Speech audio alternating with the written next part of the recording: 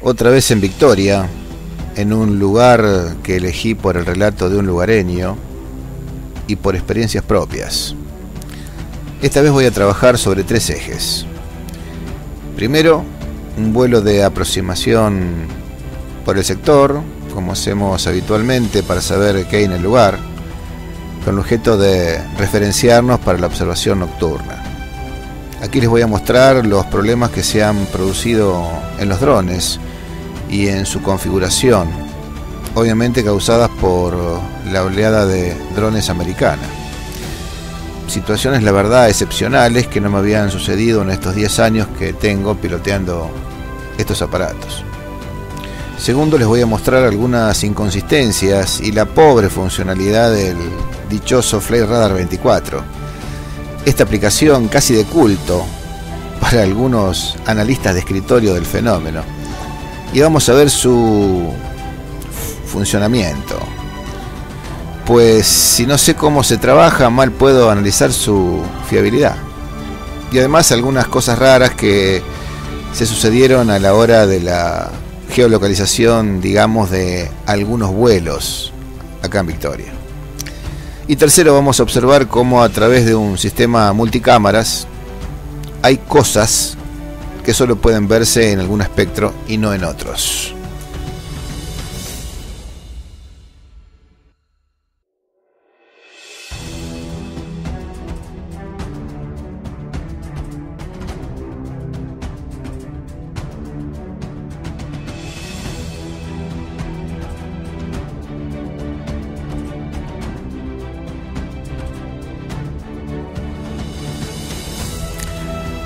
Aquí hacemos un paneo en derredor de la zona a trabajar. Como ven, no hay absolutamente nada, solo la inmensidad del campo y algunos espejos de agua.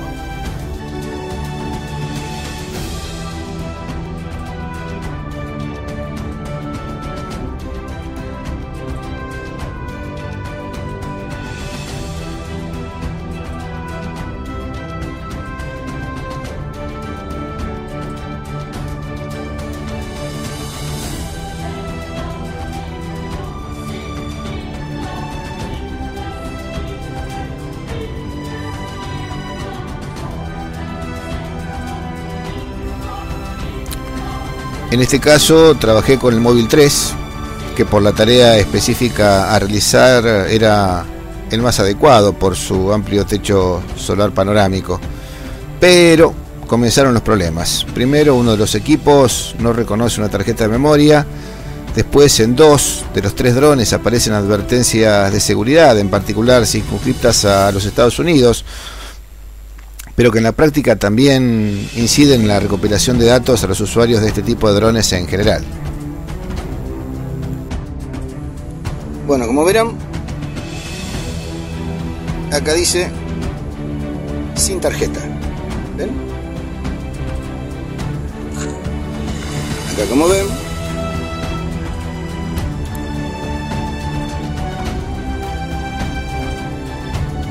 saco la tarjeta. Son otros de los problemas que obviamente esta situación de los drones en el mundo nos está provocando. El Mavic Pro también nos aparece, se pudo volar, nos aparece con una visión en el monitor totalmente distinta a la habitual. El chiquito, el Neo, la gran bestia, este sí no tuvo problemas, pero bueno, se maneja de otro modo, se maneja directamente, prácticamente sin controles. Pero obviamente esto nos ha traído algún tipo de inconvenientes. ¿Sí? Se ha podido volar, pero hay todo tipo de mal funcionamientos en los drones, ¿no?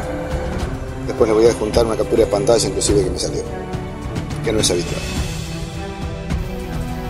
Estos 2 mensajes aparecieron en el display del mando de los drones como advertencias de parte de DJI al momento de iniciar el vuelo. Como verán, hace específica referencia a vuelos en los Estados Unidos. Les muestro directamente lo que pasa en el campo.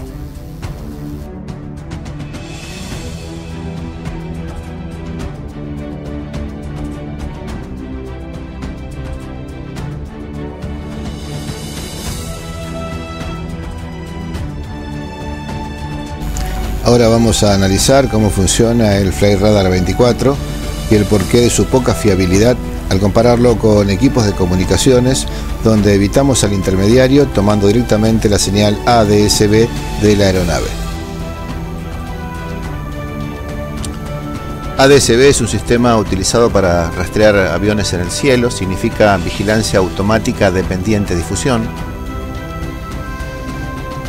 Básicamente es automático porque no requiere ningún trabajo por parte del piloto ni del controlador aéreo. Es dependiente porque depende de la recopilación de datos, como la posición, la altitud, el GPS del avión y otros sistemas. Esta información se utiliza para vigilancia, es decir, para ayudar a los controladores a rastrear aviones en el cielo. La información se transmite para un seguimiento continuo y a diferencia del radar, que se basa en el rebote de ondas de radio en un objeto como un avión, el ADS-B utiliza equipos en un avión para transmitir información. La mayoría de los aviones están equipados con un transpondedor ADS-B. Este dispositivo transmite la ubicación precisa de la aeronave cada medio segundo. Las estaciones terrestres ADS-B capturan esta información y la comparten con los controladores de tráfico aéreo. Otros aviones en el cielo también pueden recibir esta información. Un avión todavía necesita una línea de visión sin obstáculos de menos de 463 kilómetros o 288 millas para enviar su señal a la estación terrestre. Esto puede ser un problema cerca de cadenas montañosas o lejos de la costa, por ejemplo. Aquí es donde entra en juego el ADS-B basado en el espacio.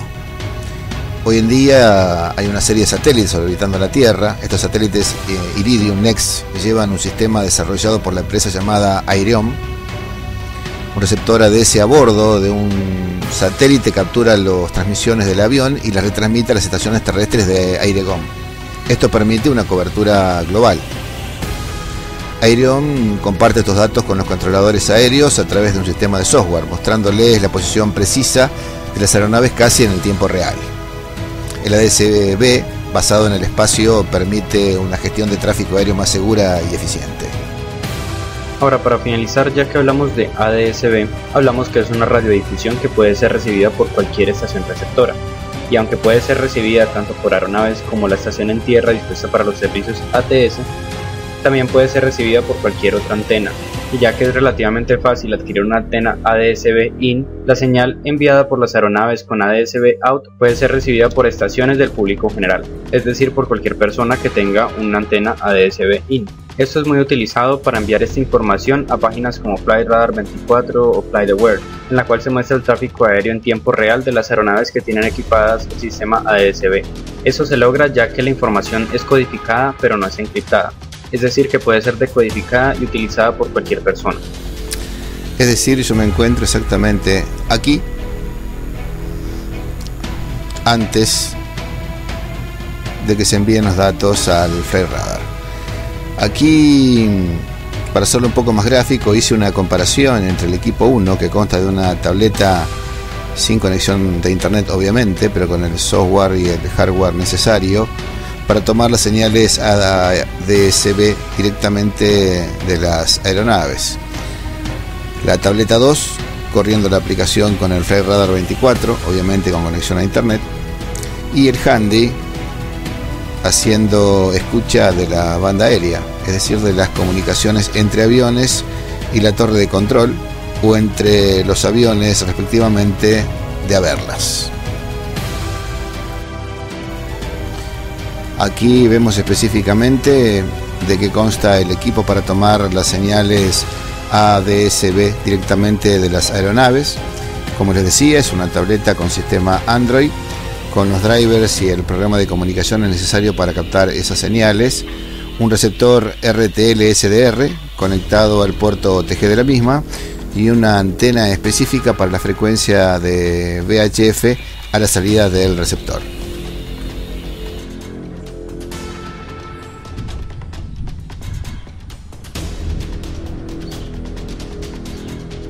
Aquí vemos, y a modo de ejemplo, que los dos equipos funcionan correctamente, el Flight Radar 24 en el ángulo superior izquierdo y mi equipo de comunicaciones, ángulo inferior derecho, ambos tomando el mismo avión.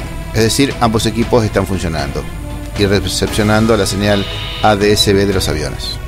De hecho, de fondo se puede escuchar la comunicación en banda aérea, posiblemente de ese avión, puesto que no había otro en zona cercana en ese momento. Vamos a la primera inconsistencia que demuestra la poca fiabilidad del FlightRadar 24. Mi equipo de comunicación detecta un avión, fíjense la hora, 15:24 minutos. A la derecha se observa que no hay señal ni de datos ni de Wi-Fi. El equipo funciona sin internet, tomando en forma autónoma la señal.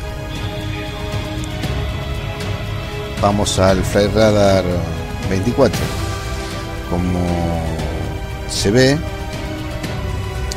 en el mismo horario, 15:24 minutos, no acusa recibo de señal alguna. A la derecha vemos la señal de datos activa. Igual anteriormente habíamos visto que ambos equipos estaban funcionando en forma correcta.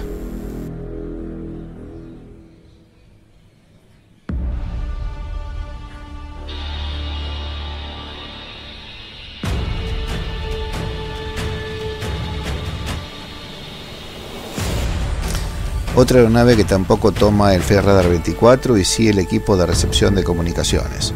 Este avión particularmente aparece solo segundos en la pantalla para luego simplemente desaparecer, raramente en la zona de esteros o pantanos de la zona, ¿no?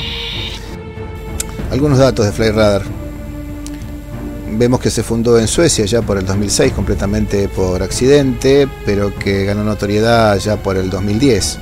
Cuando la erupción de un volcán en Islandia dejó en tierra miles de vuelos y atrajo 4 millones de visitas. De cómo se recopilan los datos, FlightRadar creó su propia red de receptores ADS-B y, según afirman, es la red más grande a nivel mundial, con cerca de 34.000 unidades que cubren incluso áreas remotas como la Antártida. Dicen que cerca de la cuarta parte de los receptores los construyó FlightRadar 24 por sí mismo, pero la mayoría, como vamos a ver, fueron ensamblados por entusiastas que proporcionan los datos de manera voluntaria. Obviamente, si vos querés, te mandan la antena, la colocas en tu casa, obviamente ocupando el ancho de banda de tu propio Wi-Fi, y mandás los datos a la central, digamos, ¿no? O sea, trabajas para ellos. Esta sí creo que es la parte más importante de todo este pequeño recuento de datos que le estoy dando sobre el FlightRadar. Se refiere a que es un sitio que muestra el rastro de aviones en vuelo usando datos públicos de emisores de radio de aeronaves, conocidos, como dijimos, como el ADS-B. Por varias razones, algunos aviones no aparecen en FlightRadar. Escuchemos, esto es importante. Privacidad y seguridad. Algunas aerolíneas y gobiernos desactivan los transmisores ADS-B por razones de privacidad y seguridad operativa. Los aviones militares rara vez se muestran en FlightRadar 24. ¿Escucharon, no? Falta de equipos. No todos los aviones están equipados con transmisores ADS-B. Los aviones más antiguos no los tienen instalados. Algunos aviones pequeños también carecen de este equipo. Cobertura limitada. FlightRadar 24 depende de una red global de receptores ADS-B para captar las señales de los aviones. En algunas áreas remotas, la cobertura de estos receptores es limitada o nula, por lo que los aviones no se muestran. Otra posibilidad sería por problemas técnicos. A veces hay problemas técnicos temporales con la red de receptores de FlightRadar 24 o con los enlaces de datos que impiden que parte de los datos se muestren en el sitio web. También puede ser por restricciones legales. En algunos países las leyes prohíben o restringen la recepción y publicación de datos de posición de aeronaves por razones de seguridad nacional. Por lo tanto, los aviones en esas áreas no se muestran en FlightRadar 24. Eso cubre las principales razones por las que algunos aviones no aparecen en el servicio mencionado. Además, la información sobre una pequeña cantidad de vuelos puede estar limitada o bloqueada, según solicitudes de los propietarios o operadores a través de servicios de terceros, como la LAD de las Fuerzas Armadas. Algunos aviones de alto perfil, como el Air Force One, por ejemplo, no se exhiben. Además, algunas aeronaves militares y gubernamentales están bloqueadas y no aparecen. La mayoría de las demás aeronaves sujetas a restricciones se muestran de forma anónima por tipo de aeronave. Importante, en esta vida nada es gratis. ¿Cómo gana dinero FlightRadar 24? Los ingresos de Flare Radar 24 provienen de varias fuentes incluidas publicidad, suscripciones y ventas de datos de vuelos B2B. ¿Qué es esto del B2B? En general son plataformas de negocios. Existen dos estrategias fundamentales, el B2C, que es negocios a consumidores, dirigidas hacia los consumidores finales, y el que nos interesa a nosotros, que es el que trabaja Flare Radar 24, el B2B, negocios a negocios, dirigidas a otras empresas. A ver, analicemos un poco. Con las pruebas en el campo que les mostré y que no dan lugar a dudas sobre la poca fiabilidad que tiene el Flare Radar 24, por las restricciones de una infinidad de vuelos que figuran en su plataforma por distintos motivos, por el perfil de negocio que tiene la empresa. Tengamos en cuenta que quien utiliza aeronaves para manejarse posee un nivel de ingresos altos, y calculo que en la mayoría de las oportunidades no le interesa demasiado que se rastreen sus movimientos. Esto visto desde el punto de vista legal. No entremos en las cuestiones delincuenciales, pues eso abre otro panorama infinito, que no es el objeto de este video, pero que ustedes entenderán a qué me refiero. Por todo lo expuesto, muchachos, por favor, no es serio basar sus análisis de datos en el Flare Radar 24. Es algo así como basar sus análisis en datos proporcionados por la NASA. Se pueden hacer rastreos algo más creíbles, como vieron, pero para eso hay que laburar, invertir, estudiar, es decir, buscar las mejores herramientas para la investigación, no para darse corte de investigador o de analista de imágenes, sobre todo con personas que no tienen la mínima idea. Acotación. Los grupos de WhatsApp sobre el fenómeno son el mejor ejemplo de que en el país de los ciegos el tuerto es rey. Hay que reconocer que, como decimos los argentinos, le encontraron el agujero al mate. La aplicación tiene una interfaz divertida, es visualmente atractiva y hasta nos hace creer que manejamos un sinfín de información científica. Lo único interesante que encontré hasta ahora fue esta imagen que casualmente dibujó un avión en Alemania en marzo del 2020. ¿Se acuerdan? El momento justo en que nos encerraban a todos en el mundo. ¿Una premonición, tal vez?